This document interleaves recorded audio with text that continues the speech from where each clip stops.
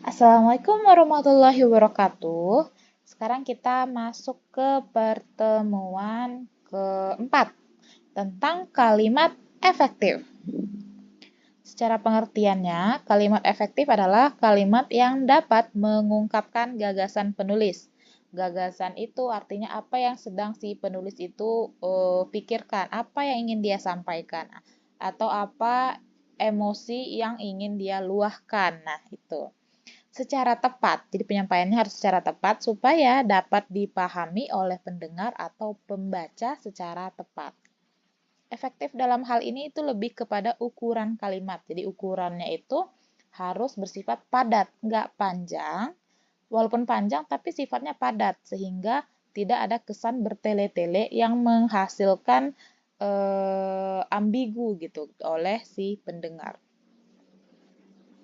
Pengertian lainnya, kalau untuk kalimat efektifnya adalah kalimat yang tepat secara kaidah bahasa Indonesia. Jadi, ketika kita memahami cara penulisan atau cara pengucapan secara efektif, itu artinya kita telah belajar bagaimana cara berbahasa Indonesia yang baik dan benar. Persyaratan kalimat, kalau misalnya kalimat itu disebut efektif apabila yang pertama ada kesepadanan struktur, yang kedua ada kehematan kata, ketiga ada kesejajaran bentuk, keempat ada ketegasan makna, kelima ada ketepatan kalimat, dan keenam ada kelogisan kalimat.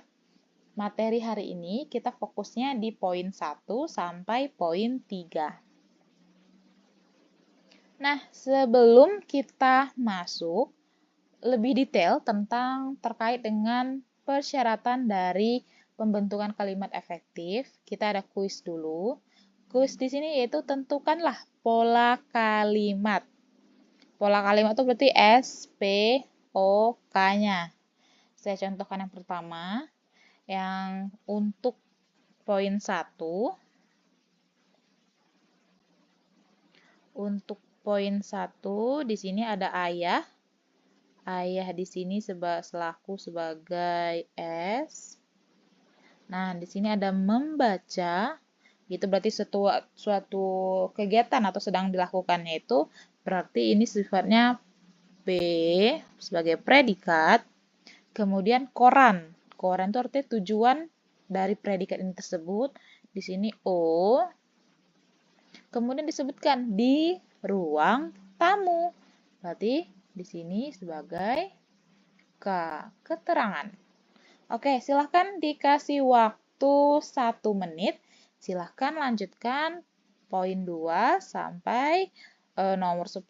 Nanti kita cross-check bareng-bareng. Nah, nanti hasil cross-checknya benar atau salah teman-teman, silahkan nanti kita kumpulkan. Jadi tetap dikerjakan, nanti kita kumpulkan hasil fotonya ya, hasil foto dari kuisnya. Nanti diperiksa. Oke, sambil menunggu 1 menit, kita mulai dari sekarang dengan ditemani sound.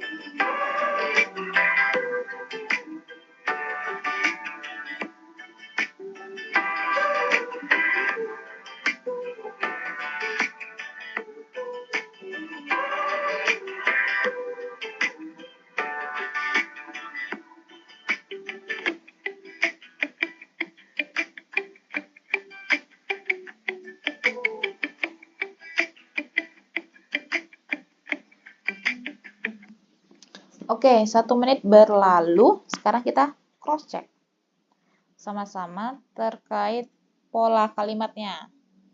Sekarang kita melihat yang poin 2. Paman membawakan hadiah yang bagus.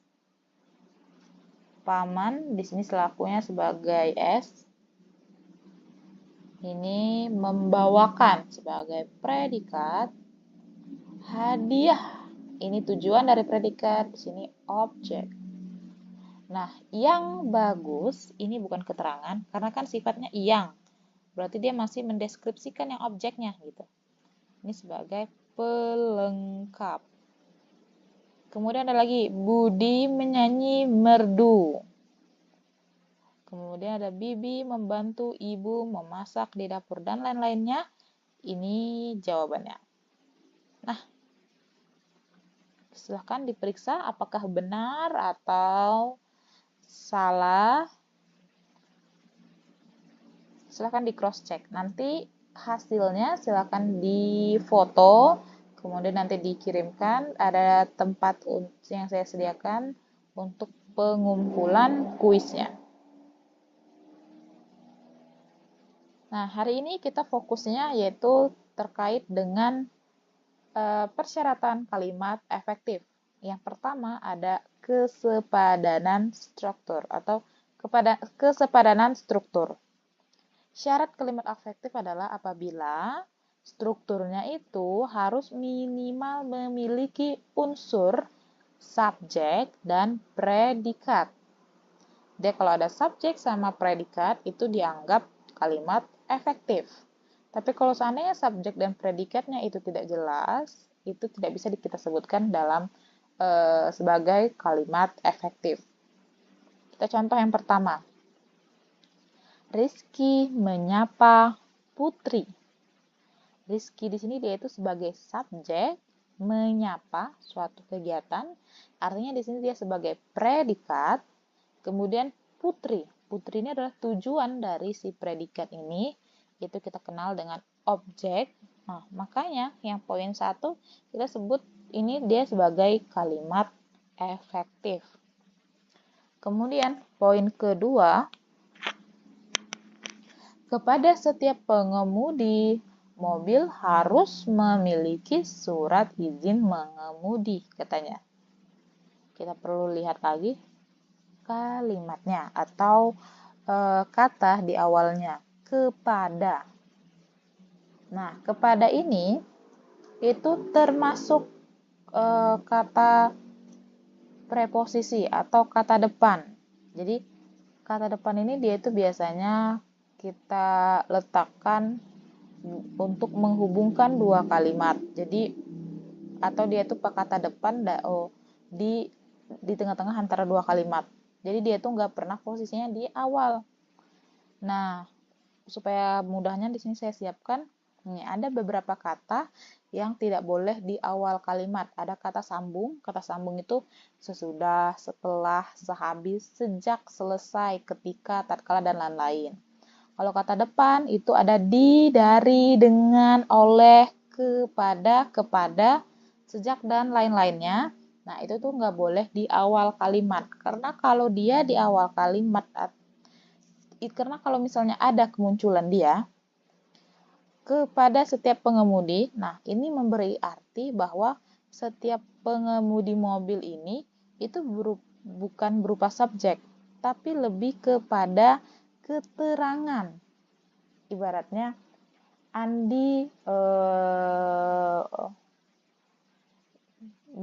Andi berbicara kepada seluruh audiens. Nah, berarti kepadanya itu kan lebih ke menunjukkan kepada apa?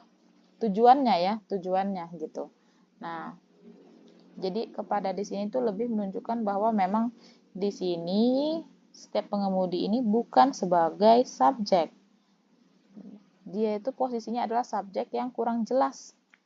Biasanya kalau misalnya kata depan diletakkan di awal kalimat, ini seperti mengatakan bahwa di sini itu ada keterangan.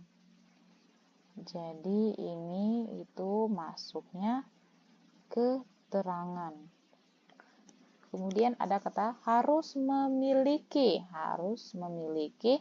Di sini predikat, ini keterangan. Kemudian surat izin mengemudi, adjektif. Objek.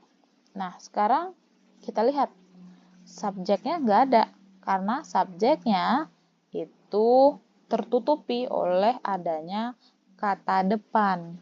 Jadi di sini di kalimat ini bukan kalimat efektif. Bagaimana cara mengubahnya menjadi kalimat efektif? Kita hapus kepadanya. Nah, kita coret kepadanya. Sehingga informasinya setiap pengemudi mobil, nah ini dia akan menjadi subjek. Harus memiliki surat izin mengemudi, baru lengkap.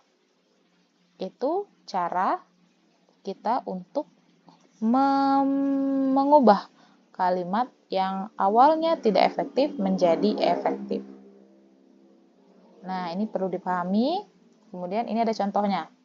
Di bawah ini yang termasuk kalimat efektif adalah, katanya, kalimat efektif berarti kita lihat di sini ada kata dalam rapat itu, di sini ada kata dalam. Dalam artinya di sini kita lihat cek. Dalam itu termasuk kepada kata depan. Jadi ini bukan kalimat efektif. Karena kalau kita lihat, kita cek ya unsurnya. Dalam rapat itu, berarti ini masuk keterangan membentuk predikat panitia inti objek. Nah, di sini dia tidak ada subjek. Gimana cara mengubahnya menjadi kalimat efektif? Ini tinggal kita hapus dalamnya. Nah, jadi tinggal rapat itu membentuk panitia inti. Kemudian, ada poin kedua. Saya sudah mengimbau kepada seluruh warga agar selalu waspada. Nah, ini banyak nih kata-katanya. Apakah ini efektif? Kan efektif itu kan yang singkat-singkat biasanya kan? Jawabannya ini termasuk efektif. Kenapa? Kita cek. Saya, di sini subjeknya jelas, sudah mengimbau, berarti di sini ada predikat kepada seluruh warga. Nah, ini objek. Agar, ini objek. Nah, agar selalu waspada, ini pelengkap. Tapi SPO-nya ada gitu. Kemudian ada lagi tentang kelangkaan pupuk mendapat keterangan para petani. Ini termasuk ke dalam kalimat tidak efektif. Ini bukan kalimat efektif karena ada kata tentang di depannya. Tentang itu masuk ke kata depan.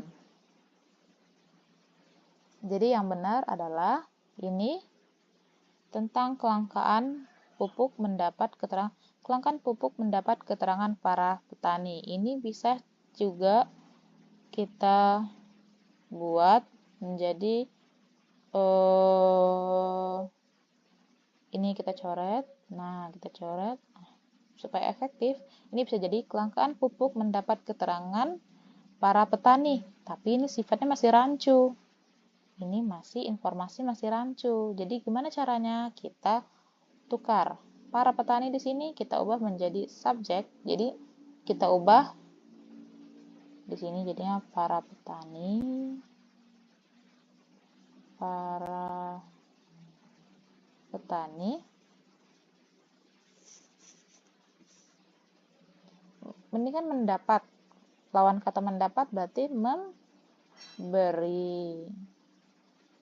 Atau kata melawan kata dari memberi, mendapat itu bisa apalagi kira-kira?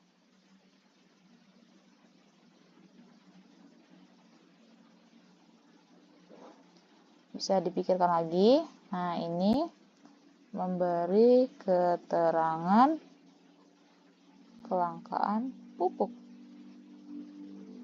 Kelangkaan pupuk. Nah, ini. Jadi para petani di sini subjek, memberi keterangan kelangkaan pupuk, memberinya ini predikat. keterangan, kelangkaan pupuk ini objek. Jadi bisa kayak gini, bisa juga yang ini dihapus tentangnya, bisa juga kayak gini. Nah, gitu.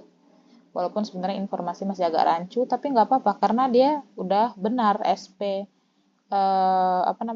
susunan unsurnya sudah tepat karena udah kita hapus yang kata depannya.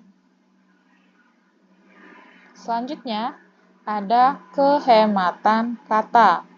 Di dalam kehematan kata ini istilahnya itu bertujuan untuk menghindari pemakaian kata yang tidak perlu. Jadi hemat di sini itu artinya jangan bertele-tele, jangan mubazir, dan tidak terlalu banyak mengulang subjek.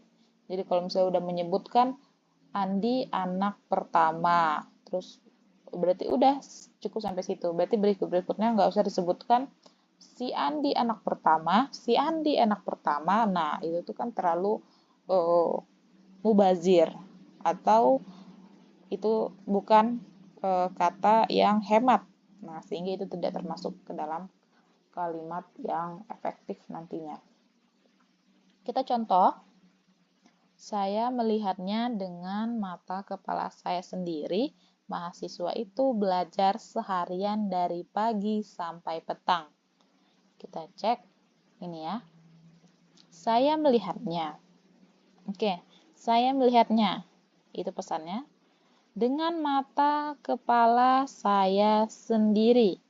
Sebenarnya kalau misalnya melihat, itu kan informasi kita udah dapat ya. Melihat itu kan dengan mata, nggak mungkin melihat dengan benda lain.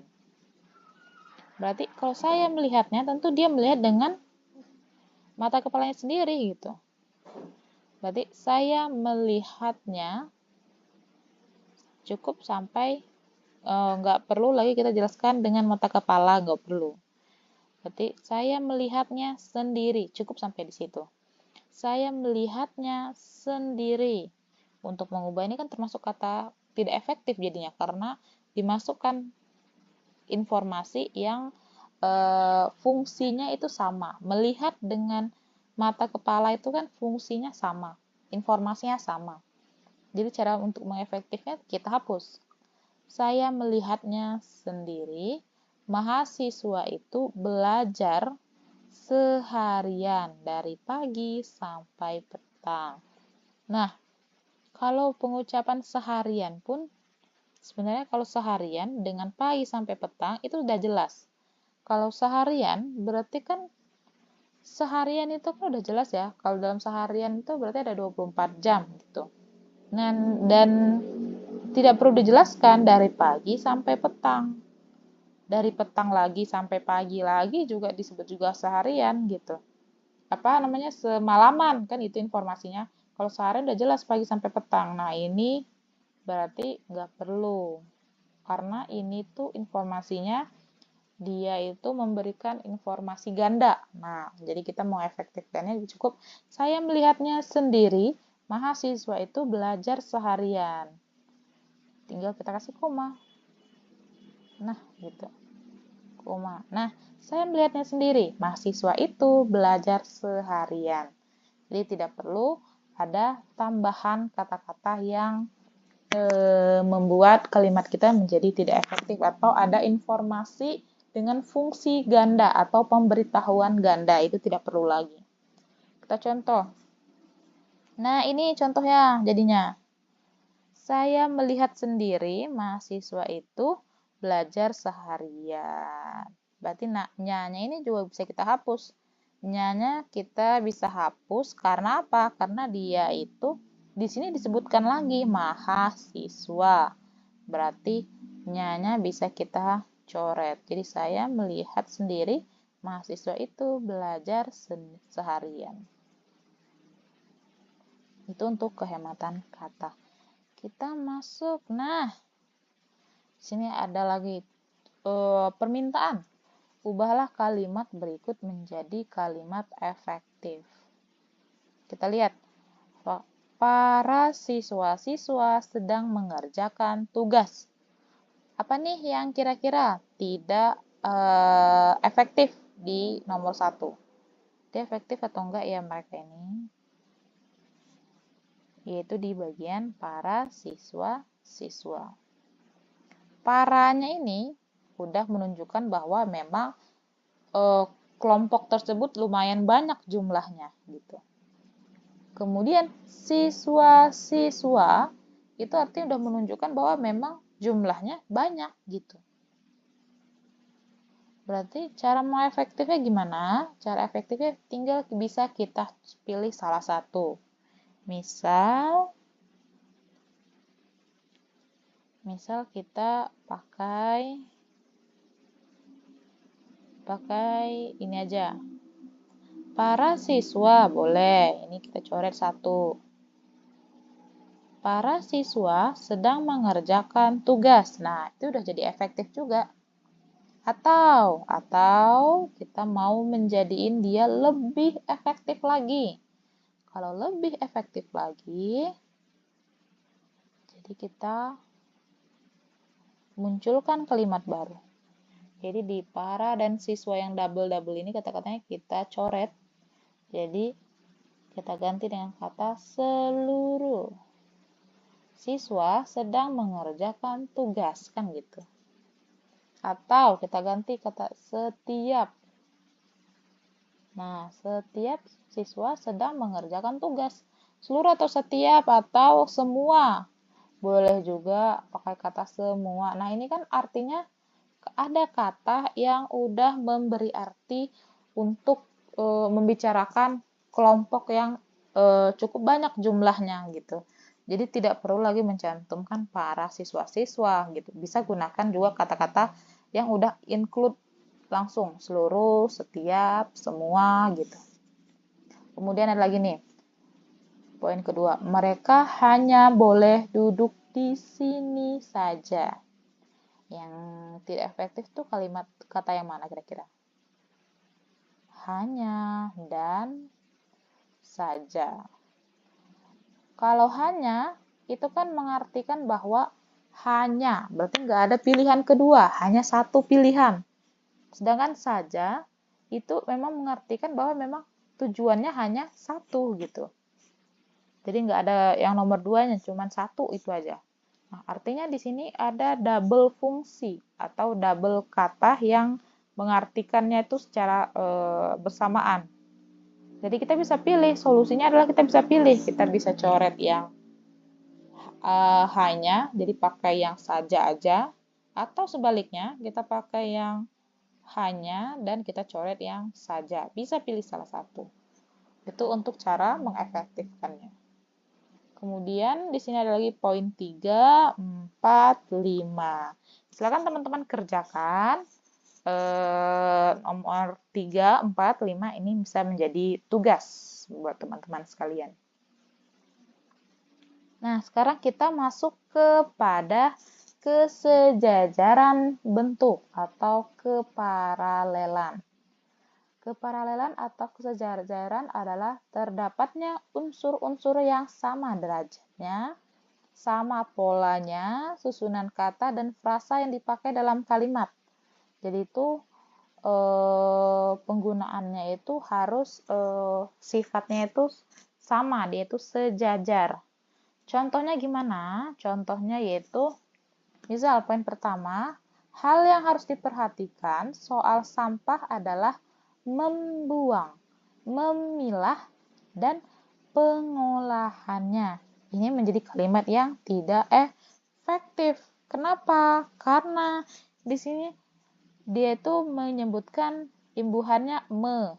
Kemudian memilah juga me. Kemudian pengolahan tiba-tiba pean.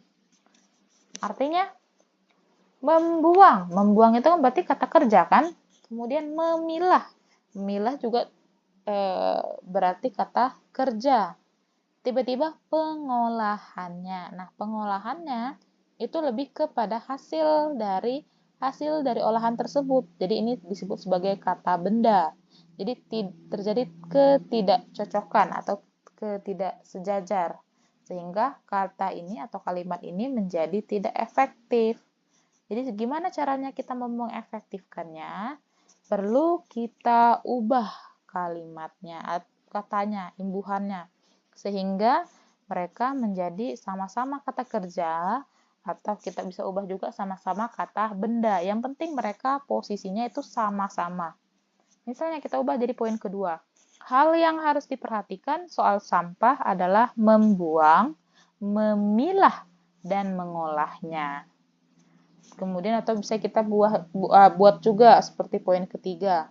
Hal yang harus diperhatikan soal sampah adalah pembuangan, pemilahan, dan pengolahannya.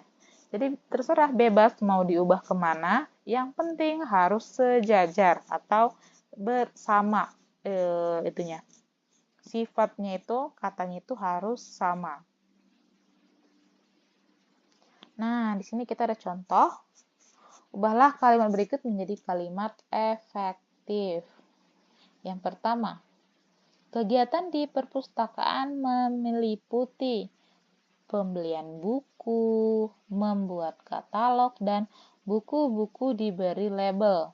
Nah, di sini udah nggak efektif banget nih. Pembelian aja dia pakai P dan an. Kemudian membuat pakai me. Kemudian di sini dia malah pakai tiba-tiba. Di sini kan masih pembelian sama membuat itu masih dalam kategori kalimat aktif ya. Ini sini aktif karena dia sedang mengerjakan. Membuat, dia sedang membuat berarti ada suatu kegiatan atau tindakan yang sedang dikerjakan. Tiba-tiba dia bilang buku-buku diberi label. Diberi label berarti kalimatnya menjadi pasif. Artinya sudah pernah dilakukan. Jadi kalimat lampau, pasif di sini. Nah, di sini jadi terjadi ketidakcocokan atau menjadi kalimat yang sangat tidak efektif karena dalam satu kalimat ini terdapat kalimat aktif dan kalimat pasif. Jadi terdapat kata pasif dan kata. Solusinya adalah kita perlu menghapus atau mengganti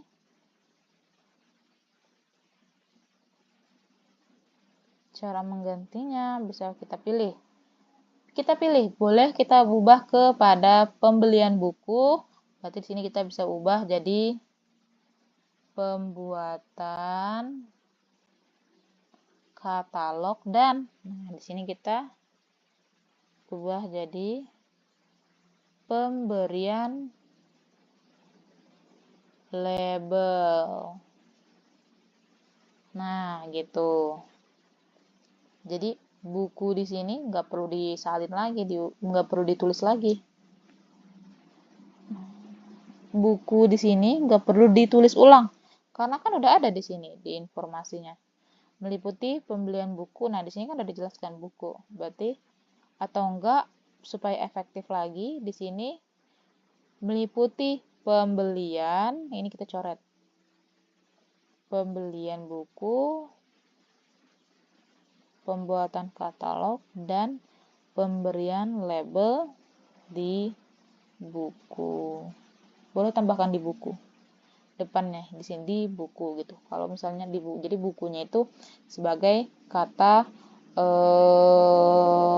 ini kan sebenarnya semuanya ini kan termasuk kata predikat kan, kumpulan beberapa predikat. Nah, di bukunya itu jadi di ending ini boleh tambahin di buku. Bukunya ini menjadi kata objeknya.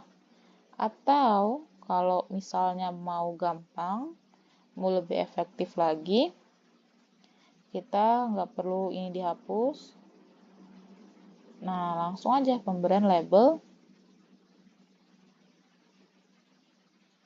Nah, sampai situ aja. Itu pilihan pertama, opsi pertama. Opsi kedua. Opsi kedua, kita ubah dalam bentuk imbuhan me. Jadi, kita ini fokusnya ke sini. Membuat katalog, berarti ini kita coret membeli buku, membuat katalog, dan memberi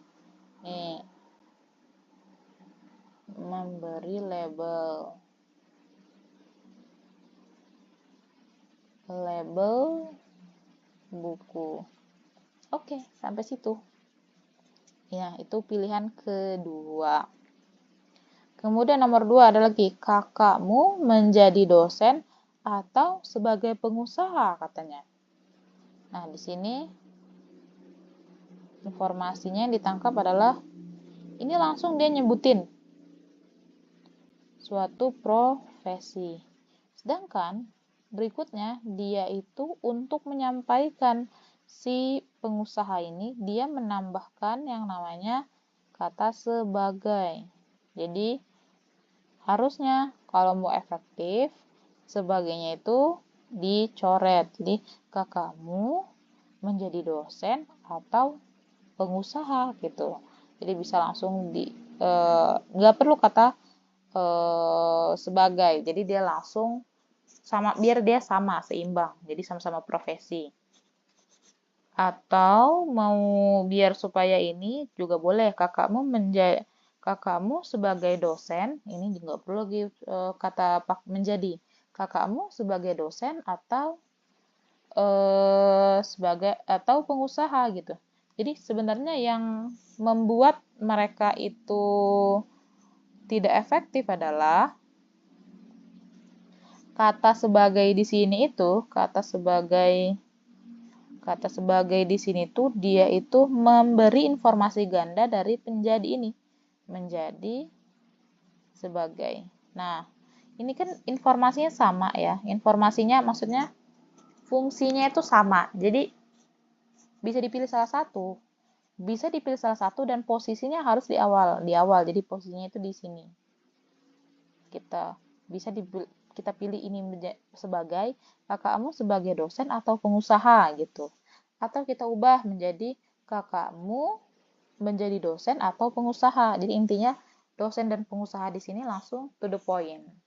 Karena dia sama-sama keduanya sama-sama profesi. Jadi nggak ada yang membedakannya. Atau kalau mau lebih ringkas lagi, boleh langsung to the point.